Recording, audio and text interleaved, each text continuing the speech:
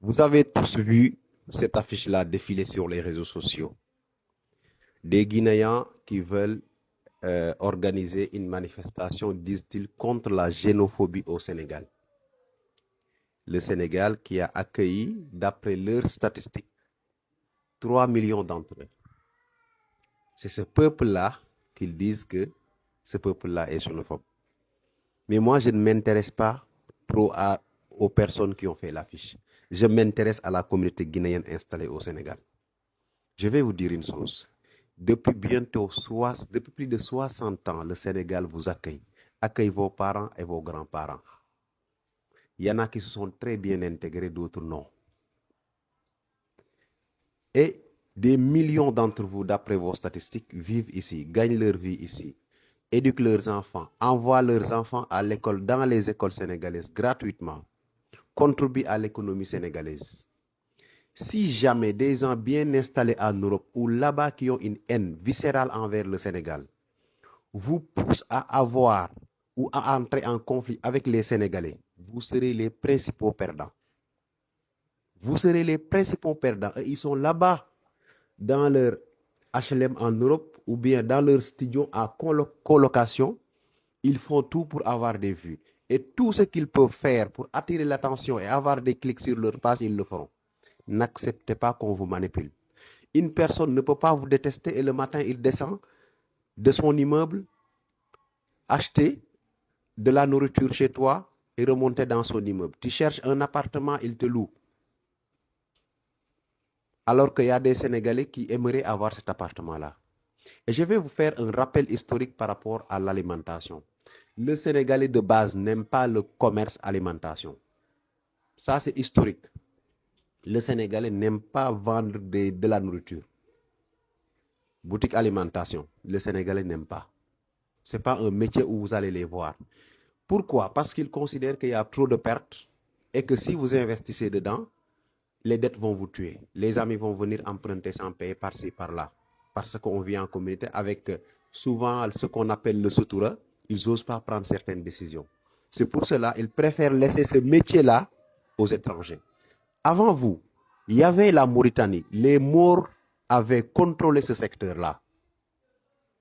C'est à partir de 1989, lors des événements Sénégal-Mauritanie, que les Sénégalais ont chassé les Mauritaniens de toutes les boutiques de Dakar, que vous êtes arrivés petit à petit dans le secteur. Les Mauritaniens se croyaient à l'époque intouchables, indispensables à l'économie sénégalaise. Aujourd'hui, ils ont tout simplement disparu du paysage politique, du paysage économique sénégalais. Et je vous garantis une chose, il n'y a pas une personne qui peut faire face à un peuple. Surtout un peuple qui est souverain et chez lui. N'entrez jamais en conflit avec un peuple. Cette manifestation est juste une manipulation pour vous mettre contre les Sénégalais. Si vous refusez, certains sont allés jusqu'à dire que ce jour-là, que personne n'ouvre sa boutique, on va affamer le Sénégal. Mais moi, je vais vous dire une chose. Si vous entrez dans ce combat-là, vous serez les principaux perdants. Et toutes les personnes qui font ces affiches-là, pour vous encourager à le faire, c'est des gens parfois même qui ne vivent pas au Sénégal. Vous avez tout au Sénégal. Des millions d'entre vous, ce qu'ils ont au Sénégal, ils ne l'ont pas en Guinée. Moi, je n'accepterai pas de vivre ici. Mon père a vécu ici. J'ai grandi ici. Mes enfants sont ici. On me fait croire que ce pays-là ne m'aime pas. Ce pays-là me déteste. Parce que tout simplement, il y a des gens qui disent qu'il faut de l'ordre. Et l'ordre exigé par les Sénégalais, ce n'est pas de l'ordre exigé envers une communauté. C'est de l'ordre général réclamé par la population. Que ça soit auprès des Maliens, des Guinéens, des Sénégalais, des Mauritaniens et autres. Il faut que nous, Africains, on accepte qu'on peut vivre dans un pays, dans un quartier et que ce quartier-là soit fréquentable, propre, avec des conditions d'hygiène réunies et réussies. C'est ça la vérité.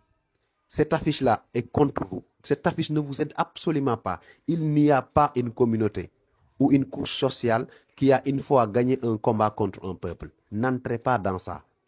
Vous n'allez pas gagner. Vous n'allez pas gagner. Cultivez la paix.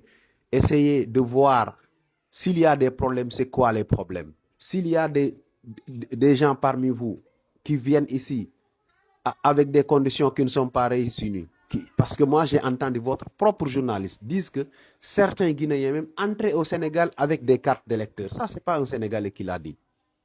C'est un journaliste guinéen même qui l'a dit. Et que quand on les a refoulés, certains ont pris la parole pour dire que c'est de la xénophobie. Comment on peut voyager dans un pays étranger avec une carte d'électeur? C'est pas logique. Donc, n'écoutez pas ces gens-là. Ils sont contre vous. Ils ne sont absolument pas pour vous. C'est des gens, pour rien au monde, ils vont mettre le pied au Sénégal. Et je vous assure d'une chose. Ils sont bien dans leur HLM ou dans leur chambre en colocation parce qu'ils sont incapables de payer un loyer correct.